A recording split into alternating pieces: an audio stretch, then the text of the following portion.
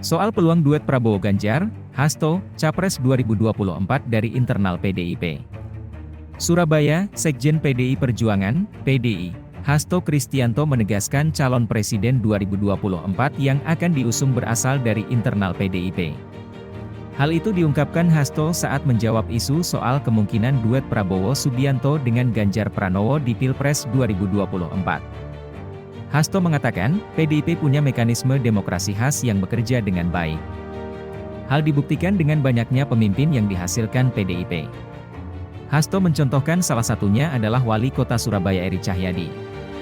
Hasto menegaskan, Capres maupun Cawapres menjadi kewenangan Ketua Umum PDIP Megawati Soekarnoputri. Sehingga tunggu saat yang tepat dan jodoh menjodohkan seorang pemimpin tidak hanya dilihat aspek elektoral, tetapi juga bagaimana dari leadership-nya, kemampuan menyelesaikan masalah, desain masa depan, dan bagi PDIP pemimpin itu lahir dari kaderisasi.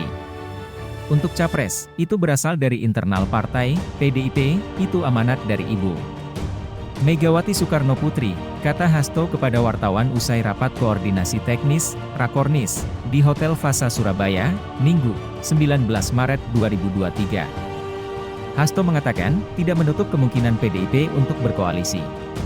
Sebab, kerjasama merupakan keniscayaan, apalagi dengan spirit gotong royong.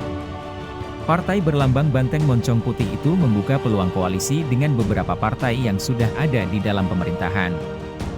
Bagi PDIP ketika kerjasama itu kami kedepankan etika politik, kami mendorong prestasi secara bersama-sama, kami bisa mengelola kekuasaan pemerintah negara untuk rakyat secara bersama-sama, ujarnya. Diketahui, Ketua Umum PDI Perjuangan Megawati Soekarnoputri telah bertemu dengan Presiden Joko Widodo pada Sabtu 18 Maret di Istana Bogor. Salah satu pembahasannya ialah mengenai pemilu 2024. Untuk keputusan Capres, Hasto meminta untuk bersabar, karena masih ada waktu.